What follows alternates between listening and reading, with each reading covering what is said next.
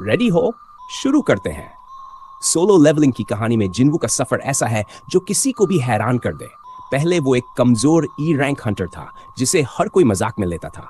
लोग कहते थे, अरे ये तो इंसानियत का सबसे कमजोर हंटर है। सोचो, ऐसी बात सुनकर जिन्वू के मन पर क्या बीतती होगी। लेकिन सब कुछ बदल गया। जैसे जैसे वो मिस्टीरियस डंजन से बाहर निकला, उसका पूरा जीवन पलट गया। जिन्वू को एक ऐसी पावर मिली जो किसी के पास नहीं थी। अब वो ऑर्डिनरी ह्यूमन नहीं रहा।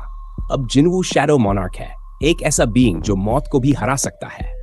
उसकी सबसे खास एबिलिटी है शैडोज को रिवाइव करना। सोचो, कोई दुश्मन मरे और वो जिन्वू की आर्मी में शामिल हो जाए, और उसकी शैडो आर्मी। हर शैडो सोल्जर किसी एस रैंक हंटर जितना ताकतवर है। जिन्वू सिर्फ अपनी ताकत से नहीं, बल्कि अपनी चालाकी और स्ट्रैटेजी से भी दुश्मनों को हराता है। और सबसे बड़ी बात, जिन्वू की इच्छा शक्ति, वो कभी हार नहीं मानता। चाहे कोई भी खतरा सामने हो, चाहे कितने भी स्ट्रॉन्ग एनिमीज हो, जिन्वू हमेशा खड़ा रहता है। तो दोस्तों, जिन्वू अब इंसानियत का सबसे कमजोर नहीं, बल्कि सबसे ताकतवर और सबसे हैंडसम बीइंग बन चुका है। क्या आप भी जिन्वू की जर्नी को फिर से जीना चाहोगे? स्टे ट्यून्ड, ये तो बस शुरुआत है। आगे और भी मजेदार बातें करेंगे। जिन्वू ने एक एवरेज इंसान की तरह ही अपना हंटर लाइफ शुरू किया था, जो अकेले एक लो टियर मॉन्स्टर को भी मार नहीं सकता था। मॉनार्क्स और रूलर्स की बात तो बहुत दूर की लगती थी। पहले ही आ जाता है सुपर ह्यूमन स्ट्रेंथ। संग जिन्वू संग इलहुआन का बेटा था। उसके पिता एक एस रैंक हंटर और वेसल ऑफ रूलर थे। एक रूलर का बेटा होने के नाते जिन्वू के पास पहले से ही सुपर ह्यूमन स्ट्रेंथ थी, लेकिन उसे इस बात का पता नहीं था। सिस्टम के द्वारा चुने जाने से पहले उसने इसी शक्ति का इस्तेमाल करके गॉड की मूर्ति को नुकसान पहुंचाया था। सोचो, लेकिन जिन्वू को कभी अपनी असली ताकत के बारे में पता ही नहीं चला। इसी वजह से वो एक ई रैंक हंटर बना रहा। Imagine the frustration, the disbelief. जिन्वू की ताकत उसके अंदर थी, लेकिन उसे कभी एहसास ही नहीं हुआ। डबल डंजन में ऑलमोस्ट मारे जाने और सिस्टम के द्वारा चुने जाने के बाद जिन्वू देखता है कि उसकी फिजिकल स्ट्रेंथ पहले से इंक्रीज हो चुकी है। जब जिन्वू ने ईग्रिस से लड़ाई की तो वह पहले से कहीं ज्यादा शक्तिशाली हो चुका था। भले ही बैटल में ईग्रिस का ज्यादा एक्सपीरियंस था, फिर भी जिन्वू ने ईग्रिस पर पूरी तरह से हावी हो गया। और फिर उसकी ताकत का एक और एग्जाम्पल था जब उसने बीस्ट मोनार्क को सिर्फ 4 पंच में हरा दिया था। अपनी ताकत से उसने मोनार्क के सबसे शक्तिशाली सेना एंटारस को भी मार गिराया था। अगला है lightning speed. Super human strength ही जिन्वू का एकमात्र ताकत नहीं है, उसके पास सुपर ह्यूमन स्पीड भी है। ये कोई साधारण गति नहीं, ये ऐसी ताकत है जो रात को भी डर पैदा कर दे। राकन के खिलाफ लड़ाई में जिन्वू इतनी तेजी से अटैक करता है कि मोनार्क भी उसे ट्रैक नहीं कर पाता।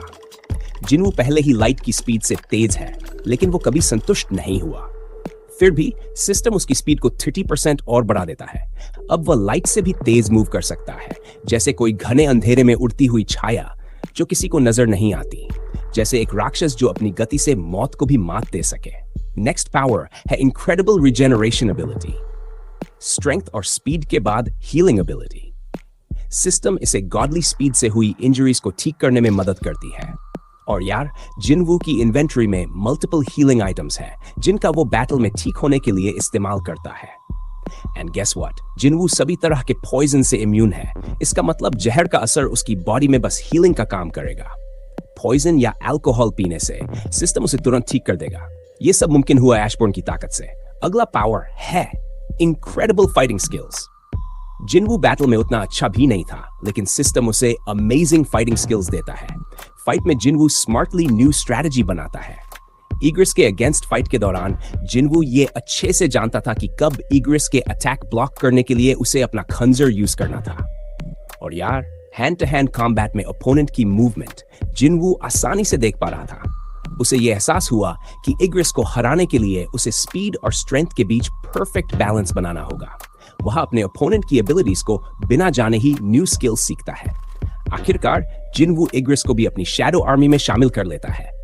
Next, stronger after every fight. Training के बाद सभी स्ट्रॉन्ग बनता है, लेकिन जिन्वू वो अलग है, बहुत अलग। डेली मिशन पूरा करने पर उसे पॉइंट्स मिलता है, और इसी पॉइंट्स का यूज करके वो अपनी स्ट्रेंथ बढ़ाता है, स्पीड तेज करता है, एजिलिटी में महारत हासिल करता है, और उसकी इंटेलिजेंस वो इंसान से कहीं आगे जा चुका है। और ये सिर्फ शुरुआत है। वेपन्स, न्यू वेपन्स अनलॉक करता है जिनवू। लेकिन ये सिर्फ हथियार नहीं है, डेथ की घंटी है। इंसानों की एक लिमिट होती है, लेकिन सिस्टम ने जिनवू को उस लिमिट से बाहर निकाल दिया, किसी मॉन्स्टर की तरह। अब सोचो, अगर जिनवू ने इस सिस्टम को पूरा समझ लिया, तो फिर क्या वो एक ईश्वर बन जाएगा? अगला पावर आता है access to unlimited weapon system. Jinwoo को अनलिमिटेड हथियारों का एक्सेस मिल चुका है। हर बार जब वो गिल्ड पूरी करता है या लेवल अप करता है, नए वेपन्स और एबिलिटीज अनलॉक होते जाते हैं। सोचो, हर लड़ाई के लिए अलग अलग हथियार।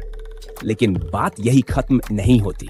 डेली पॉइंट्स का इस्तेमाल करके जिनवू night killer dagger, healing potions और स्पेशल मैप्स जैसे आइटम्स भी ले सकता है।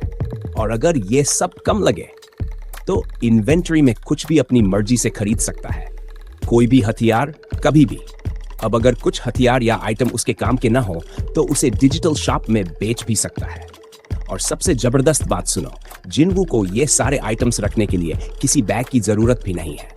सब कुछ सीधा सिस्टम इन्वेंटरी में सेव हो जाता है। सोचो, एक ऐसा सिस्टम जो अनलिमिटेड हथियार देता है और बिना किसी लिमिट के आइटम स्टोर कर सकता है। जिनवू अब सच में अनस्टॉपेबल हो चुका है। नेक्स्ट पावर है शैडो एक्सट्रैक्शन। जिनवू की असली ताकत यहीं से शुरू होती है। वो अपनी शक्तियां बढ़ाने के लिए डार्कनेस का इस्तेमाल करता है, लेकिन ये कोई साधारण डार्कनेस नहीं है। उसके पास है शैडो मोनार्क का पावर। ये शक्ति उसे डार्कनेस को फिजिकल फॉर्म में बदलने की ताकत देती है। अब सोचो, जिनवू अगर किसी की छाया खींच ले और उसे अपनी शैडो आर्मी का हिस्सा बना ले, कोई भी दुश्मन मरेगा नहीं, बल्कि उसकी शैडो बनकर जिनवू के लिए लड़ेगा। सबसे खतरनाक मोमेंट, जब जिनवू ने शैडो का इस्तेमाल करके एक कवच बनाया, तब वो आशबॉर्न जैसा दिख रहा था। Pure darkness, unstoppable force. Shadow monarch की लेगेसी को जिनवू अब पूरी तरह अपना चुका है, और अब डार्कनेस उसका हथियार है। जिनवू ने शैडो एक्सट्रैक्शन से एक बिग शैडो आर्मी खड़ी कर दी है, और उसकी आर्मी का पहला और सबसे लॉयल शैडो नाइट था इग्रिस। एक ऐसा फाइटर जो जिनवू के हर कमांड पर जान तक देने को तैयार रहता है। लेकिन कहानी यहीं खत्म नहीं होती। एक दिन जिनवू ने डोंकी शैडो निकाली और उसे नया नाम दिया ग्रीड, यानी लालच। सोचो, वो इंसान जो जिनवू को मारना चाहता था, अब जिनवू के लिए शैडो बनकर लड़ रहा है। अब सबसे ओवरपावर एबिलिटी सुनो, जिनवू अपनी शैडोज के साथ जगह बदल सकता है। इमेजिन करो, अगर जिनवू की एक शैडो अमेरिका में है और वो खुद कोरिया में, तो वो एक सेकंड में टेलीपोर्ट कर सकता है सीधा कोरिया से अमेरिका, सिर्फ अपनी शैडो के साथ स्विच करके। शैडो की जगह जिनवू और जिनवू की जगह शैडो। सोचो, इस पावर का क्या लेवल होगा। पूरी दुनिया में कहीं भी एक पल में पहुंच जाना, किसी भी दुश्मन को सरप्राइज अटैक देना और फिर गायब हो जाना। जिनवू अब शैडो मोनार्क नहीं, वो एक शैडो गॉड बन चुका है, अजय और हर जगह मौजूद। लास्ट है control the another dimension. Story के अंत तक जिनवू एक ऑमनीपोटेंट बीइंग बन चुका था, जो गॉड लेवल से कहीं ऊपर है, और उसने दूसरे डायमेंशन पर पूरा कंट्रोल ले लिया है। जिनवू अब एक डायमेंशन में अपनी इच्छा के मुताबिक कुछ भी बदल सकता है, एक दुनिया को मनचाहा शेप दे सकता है, अपने हिसाब से सब कुछ कंट्रोल कर सकता है। इन द एंड, जिनवू एक इमॉर्टल बीइंग से भी ऊपर एक ऑमनीपोटेंट बीइंग बन चुका है। कहां था वो ई रैंक हंटर और कहां है वो अब ऑमनी प्रेजेंट बीइंग? सोच सकते हो। और दोस्तों, वीडियो को फिनिश करते हैं। अगर चैनल पर नए हो तो सब्सक्राइब कर लेना प्लीज। सायोनारा। चैनल पर और भी एनिमे कंटेंट है, उन्हें चेकआउट करना मत भूलना। बाय।